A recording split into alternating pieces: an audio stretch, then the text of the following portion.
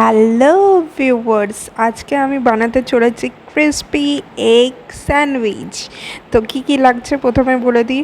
এই যে এগ তো লাগবেই, স্যান্ডউইচের জন্য তো ব্রেড তো লাগবেই, আর লাগছে নুন মানে সল্ট, তারপরে অরিগানো, তারপরে তোমার মেয়োনিজ আর করিয়েন্ডার পাউডার। আর এই যে 5টা ব্রেড নিয়ে নিলাম এখানে, যেহেতু ফার্স্ট ট্রাই করছি একটা তো নষ্ট হবেই, তো দেখা যাক। তার জন্য 5টা নিচ্ছি, 4টাই আমি বেশিরভাগ খেতে পারি। আর এটাকে ভালো করে প্রেস করতে হবে, মানে একদম সফট যেন হয়ে যায়, মানে চিপে একদম বসে যায় যেন।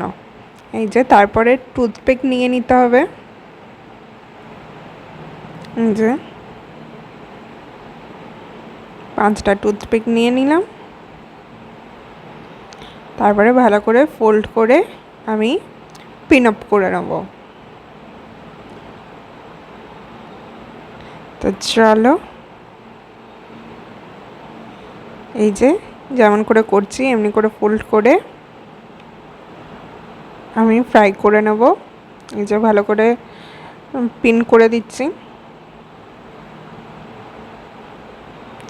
হয়ে গেল।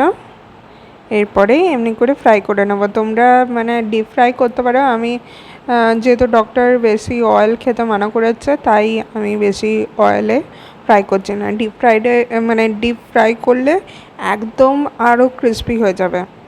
আমারটা তো হয়েছে, কিন্তু আরও ক্রিস্পি যদি করতে চাও তাহলে ডিপ ফ্রাই করতে পারো। আর এই যে মেয়োনিজ যা যা আমি বললাম সেই সব নিয়ে এই যে মিক্স করে নিয়েছি। ও আর কিউকাম্বার নিয়েছি, ঠিক আছে, কিউকাম্বারটা সেটা আমি বলতে ভুলে গেছি। এখানে কিউকাম্বার নিয়েছি আর কার্ডামম পাউডারও আমি নিয়েছি। তো এই যে চানচানা, আর বললামই একটা একটুখানি নষ্ট হয়ে গেছে, পুড়ে গেছে পুরো। আর এই দেখো, মানে আমি একদম অনেস্ট সব কথাই বলি, কিন্তু মানে আমি তো একদম পারফেক্ট কুক তো না, তাই আর কি। এই যে দেখো, কিন্তু তাও তোমাদের কাছে আমি প্রেজেন্ট করতে ভুলি না, ভালোভাবে আমরা অনেস্ট রিভিউ দিই। কিন্তু আর এটা ঘরে ট্রাই করে দারুণ।